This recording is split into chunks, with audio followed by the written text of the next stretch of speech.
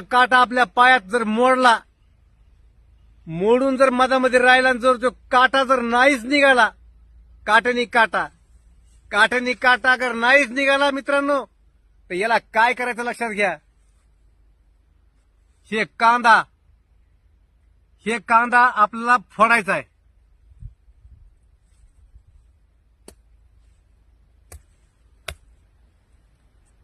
हे कांदा फोडल्यानंतर